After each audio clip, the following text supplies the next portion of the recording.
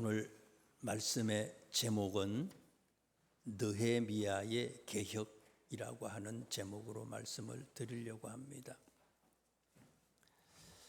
느헤미야의 개혁. 느헤미야가 뭐를 개혁하려고 했나?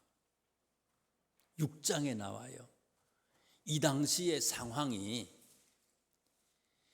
느헤미야 시절 때의 이스라엘 사람들의 정치적인 모습, 사회상, 영적인 상태를 6장에 소개하고 있습니다. 오늘 본문 전전장이죠. 6장에 1절에 있는 말씀을 보세요. 6장. 느헤미야가 페르시아에서 무너진 예루살렘 성벽과 불타버린 성문을 재건하기 위해서 3차 귀환을 하거든요. BC 444년에 3차 귀환을 했는데 페르시아 왕의 조서까지 받아가지고 왔어요. 그런데 반대하는 사람들이 있었어요. 6장 1절 말씀에 보니까 누구가 반대해요? 산발랏, 도비야, 아라비아 사람 게셈, 이런 사람들이 반대했어요. 산발랏이라고 하는 사람은 우리가 이제 속해에서 계속해서 이 느헤미야서를 우리가 강해하고 또 은혜를 받으니까 대충 아시겠지만 산발랏은 어떤 사람입니까? 사마리아의 총독으로 있었던 사람이에요. 사마리아의 총독이었어요. 포로로 끌려가지 않았던 사람이죠. 북쪽 이스라엘 출신으로 바벨론으로 끌려가지 않았던 그런 사람이에요. 도비야는 누굽니까? 산발랏의 종이고 산발랏의 비서실장격에 해당하는 그런 사람이에요. 암몬 사람이라고 앞에 보면 나옵니다. 암몬 사람이에요. 지금의 요르단 사람입니다. 또 한 사람이 나오지요. 아라비아 사람 게셈, 아랍 사람이라는 거예요. 아랍 사람인데 이 사람의 이름이 게셈이다. 6절 말씀에 보면 가스무라고 하는 사람이 나오는데 이 가스무라고 하는 사람이 게셈이에요. 똑같은 사람입니다. 반대해요. 분명한 사실인데 페르시아 왕이 가서 성벽을 다시 수축하고 불타버린 성문을 다시 새로운 것으로 건축하라고 명령을 내려서 느헤미야가 와가지고 이 일을 하는데 사마리아의 총독이 반대를 하는 거예요. 6장 1절 말씀부터 시작해서 4절까지 말씀에 보면은요, 이 사람들이 느헤미야한테 전가를 보내요. 전가를 보내가지고 만나자고 얘기를 하네요. 몇 번 그랬어요? 4절 말씀에 보니까 4번이나 만나자고 계속해서 제의를 해왔어요. 만나자. 어디서 만나냐? 2절에 보니까 오노 평지 한 촌에서 만나자요. 좀 한적한 곳이에요. 오노 평지는 예루살렘에서 서쪽으로 한 40km 정도에 있는 그런 도시입니다. 여기가 우리가 지난번 성지순례 갔을 때 욥바를 다녀왔잖아요. 욥바 바로 인근이에요. 그쪽에서 만나자는 거예요. 만나는 이유가 뭡니까? 2절에 나오잖아요. 나를 해하고자.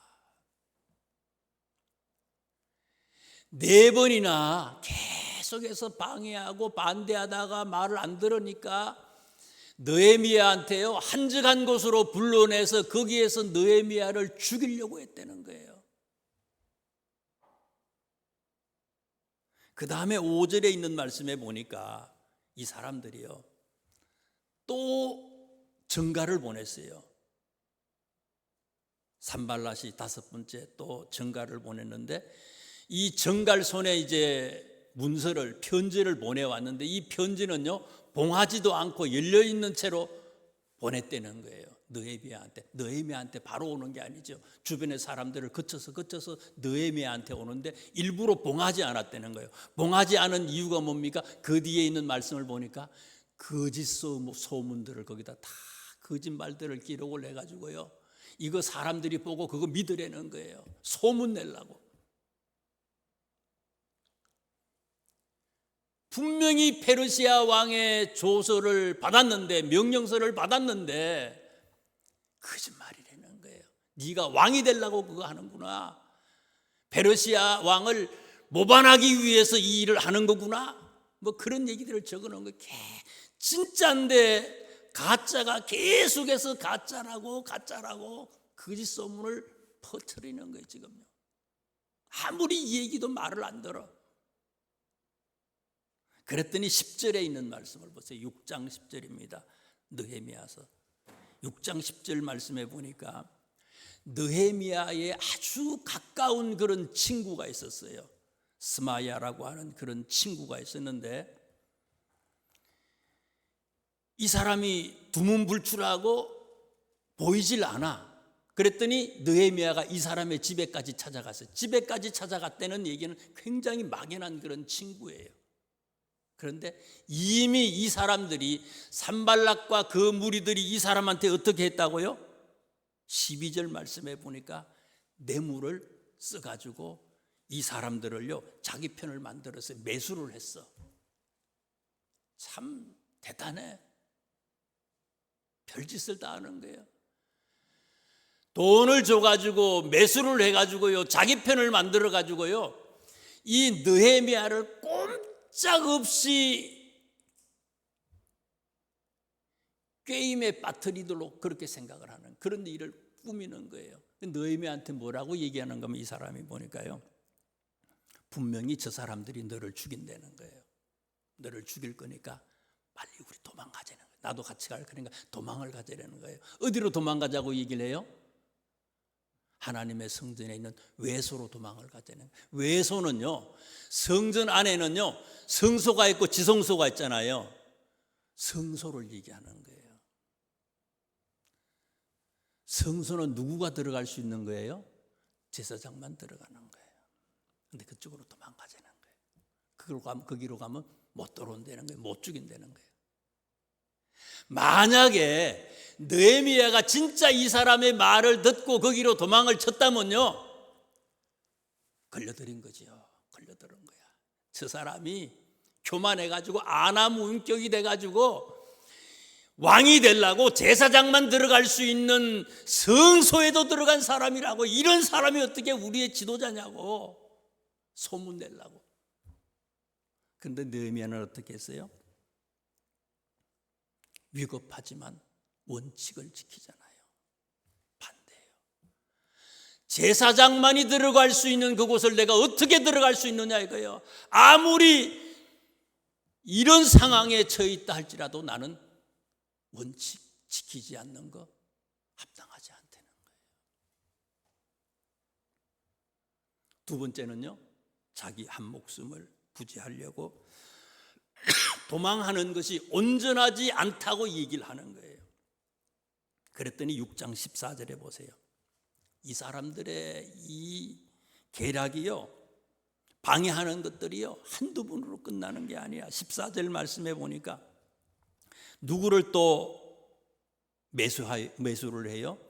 여선지 노아다와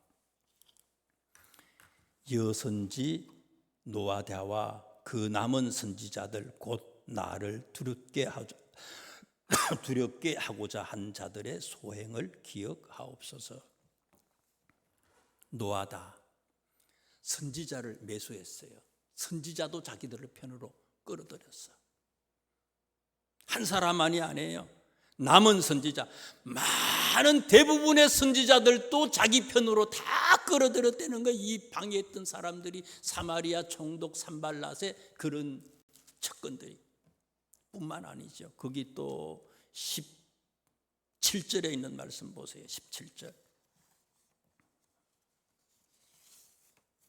또한 그때의 유다의 귀족들이 여러 번 도비야에게 편지하였고 도비야의 편지도 그들에게 이르렀으니 이 사람들하고 유다의 귀족들이 내통을 하는 거예요. 지금요. 어떻게 이럴 수가 있어요? 거짓말인데 여기 쏘가 넘어가고요. 그 사람들하고 내통을 하는 거예요. 아무리 얘기도 안 돼. 거기다가 18절에 있는 말씀 보세요. 18절 말씀해 보니까 산발랏의 척건인 이 도비야, 비서실장이죠. 북쪽 사마리아의 비서실장격에 해당하는 이 도비야가 누구하고 결혼을 해요? 유다의 귀족하고 결혼을 하는 거예요.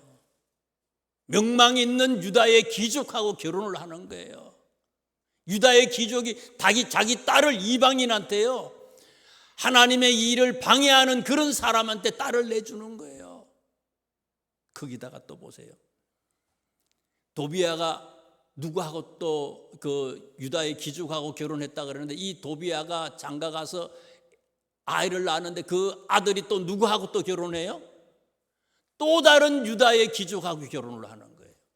많은 시간 동안 이 사람들이 이들과 내통했다는 것을 얘기하는 거예요. 오랫동안. 18절에 있는 말씀에 보니까 유다에서 18절 마지막 부분에 보세요. 유다에서 그와 동행한 자가 많았다. 참 답답해요. 유다에서 그와 동행한 자가 많았다. 6장 18절에 있는 얘기예요. 산발락과 도비야와 이 방해꾼들하고 동맹한 사람들이 많아요. 이럴 때에 이때에 느헤미야가 어떻게 유다 나라를 영적으로 강하게 세울 수 있었는지, 이게 개혁이지요. 거기에 대한 비결을 7장 8장 9절에 7장 8장 9장에 소개하고 있어요. 6장 다음에 나오는 7장에 있는 1절 말씀 보세요. 1절 2절을 눈으로 빨리 보세요. 성벽이 건축됨에 문짝을 달고 문지기와 노래하는 자들과 레위 사람들을 세운 후에 내 아우 하나니와 영문에 관한 하나냐가 함께 예루살렘을 다스리게 하였는데 하나냐는 충성스러운 사람이요 하나님을 경외함이 무리 중에서 뛰어난 자라. 1절 위에는 뭐라고 기록을 했어요? 장제목을요. 느헤미야가 뭐를 했다고요? 지도자를 세우다. 본격적으로 8장부터 개혁하는 얘기가 나오는데 개혁에 앞서서 먼저 했던 일이 있는데 그게 뭐라고요? 지도자를 세웠대요. 지도자를 세웠다. 제대로 된 지도자를 세웠다는 거예요.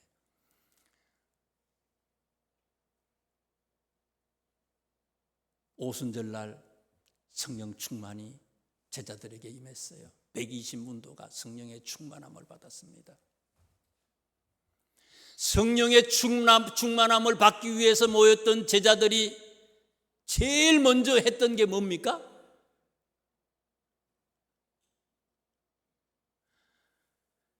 가룟 유다 대신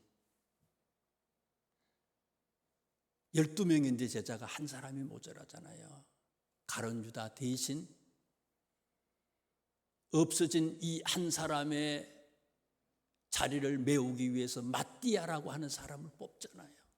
그 다음에 뽑고 난 다음에 성령의 충만함이 이들에게 임한 게 사도행전 1장 2장에 나오잖아요. 그런 것처럼 개혁하는데 제일 먼저 7장 1절 2절 말씀해 보니까 지도자를 세웠어요. 지도자, 제대로 된 지도자를 세웠어요. 어떤 사람들이냐? 문지기와 노래하는 자들과 레위 사람들을 세웠다. 문지기 쉬운 성경에는 이 문지기를 성전 문지기라고 나와요. 시편에 보시면은요, 시편 84편 10절이네요. 84편 10절에 보니까 이런 얘기가 나와요. 주의 궁정에서의 한 날이 다른 곳에서의 첫날보다 나은즉 악인의 장막에 사는 것보다 내 하나님의 성전 문지기로 있는 것이 좋사오니. 문지기가 그냥 문지기가 아니에요. 페르시아에서요 이스라엘까지 왔어요. 이스라엘 오면서 이 사람들은요 가서 자기 조국으로 돌아가서 하나님 성전의 문지기가 되겠다고 다짐한 사람들이에요. 경비하는 거예요. 보초 서는 거예요. 우리 자녀들한테 한번 물어보세요. 네 꿈이 뭐냐? 난 아파트 경비할래요. 그럼 부모가 마음이 좋겠어요? 물론 그것도 중요한 일이지만은 우리 아들, 딸이 그렇다고 생각을 해봐요.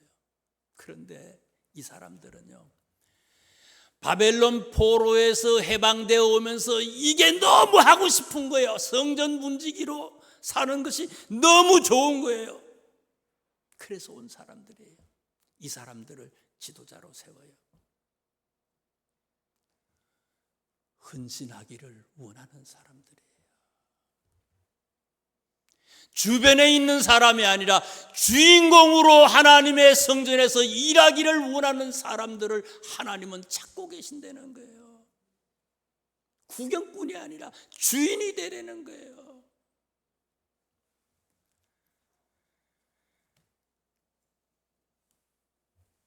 다른 곳에서의 첫날보다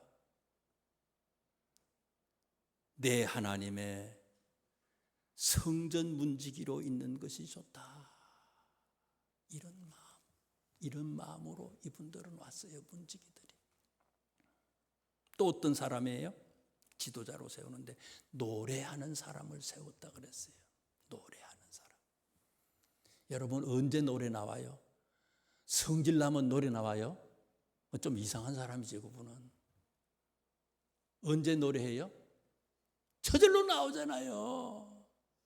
좋은 음식 보면 노래 나오고요. 좋은 거 보면 노래 나오고요. 마음 기쁘면 노래하는 거예요. 노래만 해요? 춤도 춰요. 이거는 노래한다. 기쁨으로 하는 거예요. 하나님의 일을 자원해서 하는 거예요. 하고 싶어서 하는 거예요. 억지로가 아니라는 거예요.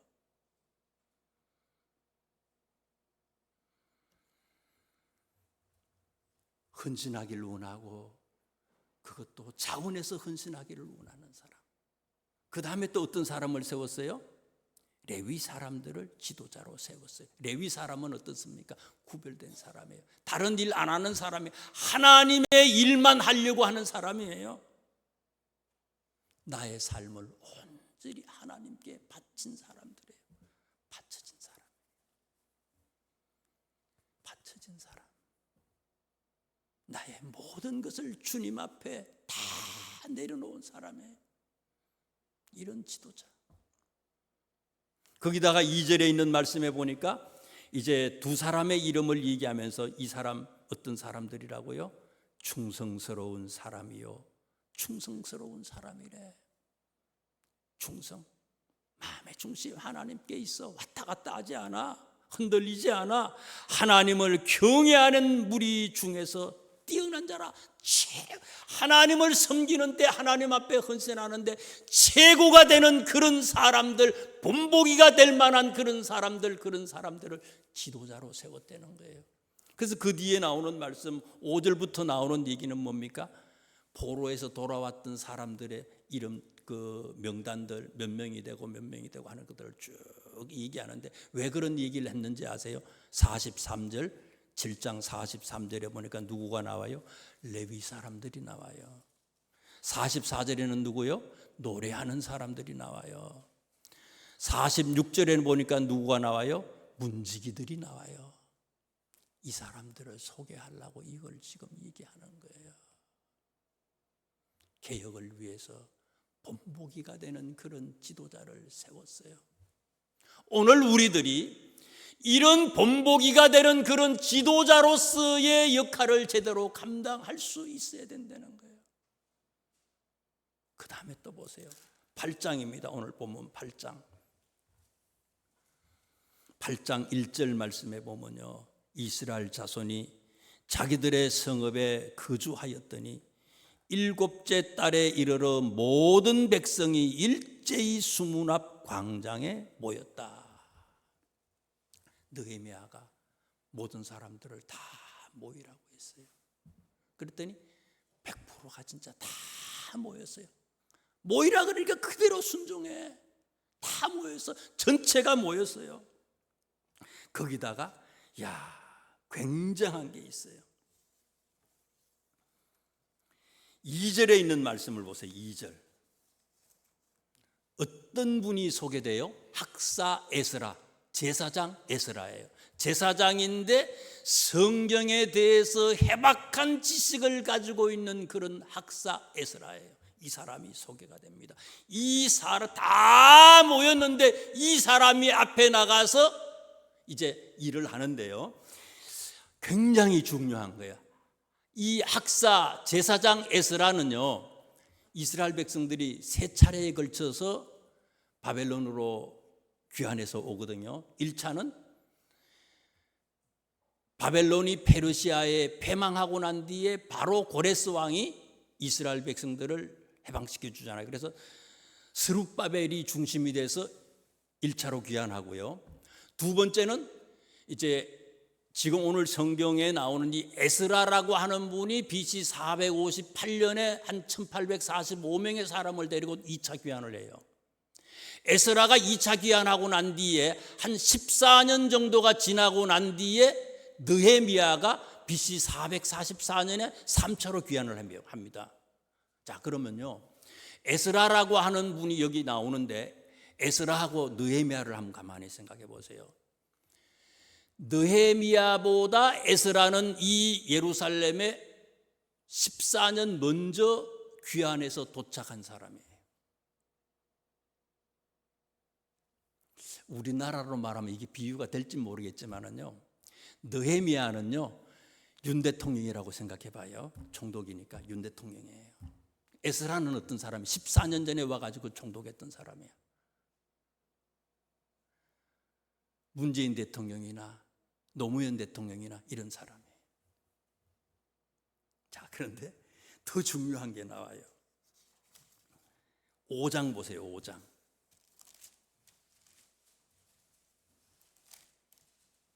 5장에 보시면요, 5장 14절에 있는 말씀 보세요. 5장 14절에서 15절 16절을 빨리 눈으로 보시면요, 느헤미야가 BC 444년에 예루살렘에 와서 12년 동안 총독으로 있었는데 느헤미야는 어떻게 했다고요? 월급을 받지 않았다고 얘기해요. 녹슬 내가 받지 않았다. 봉급을 안 받았다는 거예요. 14년 동안, 12년 동안. 또 16절 말씀해 보니까 땅도 안 샀다는 거예요. 무슨 어디 개발되는 정보 있으면 그냥 공무원들은 다 알잖아요. 높은 자리에 있는 사람들은. 그럼 막 투기하잖아요. 그런데 나는 총독으로 12년 있었는데 12년 동안 월급도 안 받고, 그런 정보가 있지만 땅도 안 샀다는, 땅 투기 같은 거 이런 거 일절 안 했다는 거예요. 그런데 15절에 있는 말씀 보세요. 15절. 나보다 먼저 있었던 총독들은 백성에게서 양식과 포도주와 또 은 40세겔을 그들에게서 빼앗았고, 또한 그들의 종자들도 백성을 압제하였으나 나는 하나님을 경외함으로 이같이 행하지 아니했다. 느헤미야 이전에 있었던 사람들이 어떻게 했다고요? 백성들의 것을 막 빼앗았대요. 압제했대요. 엉망진창이었어. 근데 거기에 에스라는 그 일을 안 했겠지만은 에스라 주변에 있는 사람들이 그 일들을 했다는 거예요. 그런데 어떻다고요? 그런데 이런 사람 이 에스라를 앞세워서 다 모인 가운데 앞에 세운 거예요. 개혁이요, 나만 한다고 해서 되는 게 아니라는 거예요. 그 사람들까지도 함께 할 수 있어야 되고, 전체를 위해서 용서하고 그들을 포용할 수 있는 그런 넉넉한 마음이 없이는 이게 불가능하다는 거예요. 그래서 느헤미야는요, 에스라를 앞세우는 거예요. 그러니 에스라를 따르는 사람들도 전부 다 모인 거예요. 싸움하다가는요, 남는 게 하나도 없어요. 하나 되지 아니하면요, 용서하지 아니하면, 포용하지 아니하면 불가능이라는 거예요. 그 다음에 또 보세요.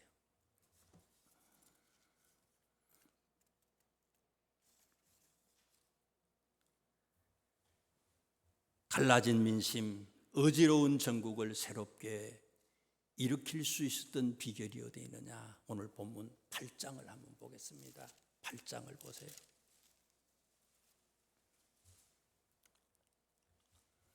이스라엘 자손이 자기들의 성읍에 거주하였더니 일곱째 달에 이르러 모든 백성이 일제히 수문 앞 광장에 모여 학사 에스라에게 여호와께서 이스라엘에게 명령하신 모세의 율법책을 가져오기를 청하매, 일곱째 달 초하루에 제사장 에스라가 율법책을 가지고 회중 앞에 나왔다는 거죠.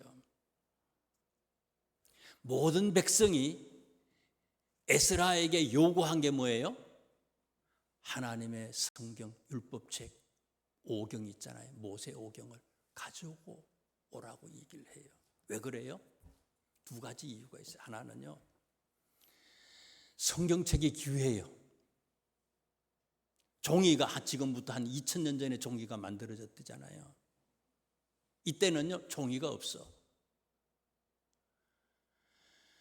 창세기, 출애굽기, 레위기, 민수기, 신명기, 율법책이요, 우리 있는 이 종이로 된 책에 보니까 한 300몇 페이지가 돼. 이때는 양을 잡아가지고요, 양 가죽에다가 글씨를 쓰는 거 아니에요.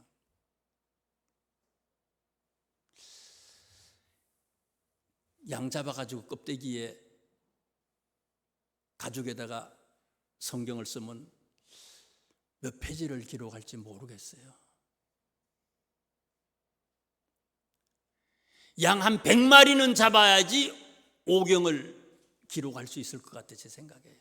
100마리는 잡아야지. 그런데 이스라엘 백성들이 포로로 붙잡혀 갔다가 지금 왔잖아요. 한 50년 포로 생활했거든요. 49년. 없어. 그리고 이스라엘 사람들은 전에도 말씀을 드렸지만 모음이 없는 글자예요. 모음이 없어. 서기로 들어오면서 그 모음이 맞소라 본문이 되면서 이 모음이 확실히 생겨났어요. 아야의여우 모음이 없어. 앞에가 어떤 글씨인지 알고는 뒤에 글씨를 알아. 이건 전문가만 알아. 잘못 번역한 것도 많아. 그래가지고 이게요, 잘못 번역하면 이 사람 경건하고 거룩한 거기 때문에 가지고 있으면 안 돼. 다 불태워버린 거예요. 거룩한 거기 때문에 없애. 귀해, 비싸. 그런데 이게 없어. 포로 생활 갔다 왔으니 없어지고, 그래서 귀한 것이기 때문에 분실되고 있어서 없어졌고, 또 하나는 그래서 이제 에스라한테 가져오라 그러고, 또 하나는 이유는 뭐냐? 8장 3절에 보세요. 3절에 보니까 성경책이 가져와 성경책을 가져와서 에스라가 읽을 때에 백성들이 어떻게 했어요? 모든 사람이 앞에서 읽음에 뭇 백성이 그 율법책에 귀를 기울였는데, 에스라가 이 말씀을 성경을 읽으니까 백성들이 다 귀를 기울였대요. 다 귀를 기울였어. 거기다가 뒤에 나오는 5절에 있는 말씀을 보세요. 5절. 5절에 보니까 에스라가 성경을 읽기 위해서 책을 펼 때에 백성들이 어떻게 했다고요? 자리에서 다 일어났어. 자리에서 다 일어났어요. 사모하는 마음을 가졌다는 거예요. 다 자리에서 일어났어. 예배 시간에 잠자는 사람도 있잖아요. 딴 생각하는 사람도 있어. 다 자리에서 일어났대. 6절에 있는 말씀을 보세요. 6절. 6절에 있는 말씀에 보니까 손을 들고 아멘 아멘 하고 몸을 굽혀서 얼굴을 땅에 대고 하나님께 경배했대요. 3절에 있는 말씀을 다시 보면은요, 성경을 읽었던 시간이 새벽부터 언제까지라고요? 정오까지래. 새벽 한 6시라고 치고요. 6시가 새벽인지 아침인지 모르지만 6시 대충 6시부터 시작해서 정오 12시까지 6시간을 하나님의 말씀을 계속해서 읽어 나가는데도 이 백성들은요, 아멘 아멘 손을 들고 몸을 굽혀가지고 머리를 땅에 대고요, 간절한 마음으로 경청을 했다는 거예요. 거기다가 8장 9절에 있는 말씀 보세요. 8장 9절에 보니까 백성이 율법의 말씀을 듣고 다 어떻게 했다? 100%예요. 모두가 다 울었대요. 다 울었대요. 율법책을 가지고 오라고 한 이유는요, 하나님의 말씀을 모든 백성들이 간절히 사모했고 하나님의 말씀이 갈라진 서로의 마음을 하나 되게 하고 문제를 해결할 수 있는 유일한 해결책이라고 믿었기 때문이에요. 8장에 있는 말씀 2절 보세요. 언제 모였어요? 7째 달 초하루, 나팔절이라 그러거든요. 7월 1일을 나팔절 날 모였어요. 8장 14절에 있는 말씀 보세요. 또 언제 모여요? 7월 15일 초막절, 추수감사절입니다. 장막절, 초막절, 추수감사절 같은 말인데요, 이건 7월 15일이에요. 7월 1일 날 모이고 7월 15일 날 또 모여서 7월 15일 날 이 장막절, 초막절에 모일 때는요, 일주일 동안 아무것도 안 하고 성경 말씀 읽고 기도하고 이 일만 하는 거예요. 이 사람들은요, 일주일 동안 성회로 지냈어요. 거기다가 한 장 뒤에 9장에 있는 말씀 보세요. 9장. 지난주 속회공가에 나왔던 9장 얘기죠. 9장. 그달 스무나흘 날에 이스라엘 자손이 다 모여 금식하며 굵은 베옷을 입고 티끌을 무릅쓰고 모든 이방 사람들과 절교하고 서서 자기의 죄와 조상들의 허물을 자복을 했다. 언제라고요? 그달 스무나흘 날, 24일 날. 초막절은요, 7월 15일부터 21일까지 일주일 동안 지키는 것이 초막절, 장막절, 추수감사절이고요. 지금 7월 24일 날 모였다는 거 아닙니까? 또 모였어요. 초막절을 마치고 3일 뒤에 또 모인 거예요. 이 사람들이. 하나님의 말씀을 묵상하는 일은 아무리 자주 모이고 아무리 많은 시간을 하루에도 부족하다는 거예요. 이런 마음으로 하나님의 말씀을 사모했고, 이 하나님의 말씀이 내 속에 들어와야지 내가 개혁이 되고 우리 사회가 개혁이 되고 교회가 개혁이 되고 이 말씀대로 우리가 행할 수 있는 사람이 된다는 거예요. 바울 선생님이 제일 마지막에 기록한 게 무슨 성경이라고 그랬어요? 디모데후서 아닙니까? 수요일날 제가 말씀드렸죠. 디모데후서예요. 마지막 유언이에요. 디모데후서의 주제가 뭡니까? 경건하게 살고자 원하는 자는 고난을 받을지어다 이거예요. 죽기를 각오하세요. 죽기를 각오하세요. 1장, 2장, 3장, 4장 다 그런 거예요. 죽기를 각오하라는 거예요. 고난을 받으라는 거예요.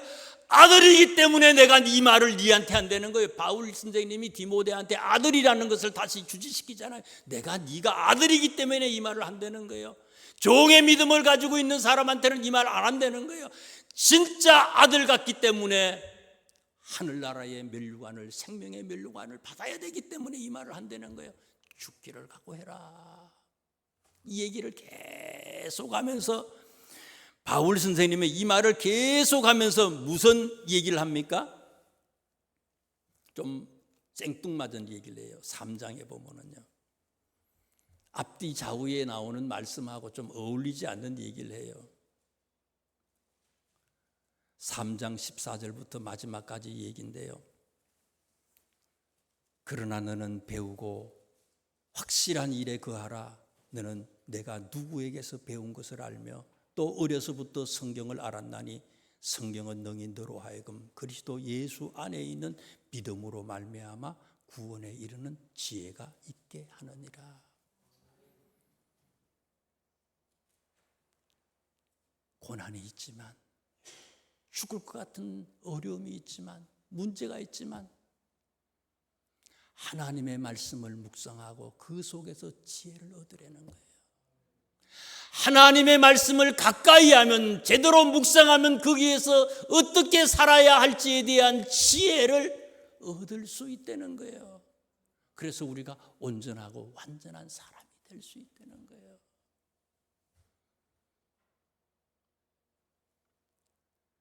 말씀을 통해서 승리할 수 있다고, 개혁할 수 있다고 지금 얘기하는 거예요. 말씀을 마칩니다. 느헤미야가 엉망이 된 이 유다를 다시 새롭게 개혁하기 위해서 신앙에 열심 있는 지도자들을 앞세웠어요.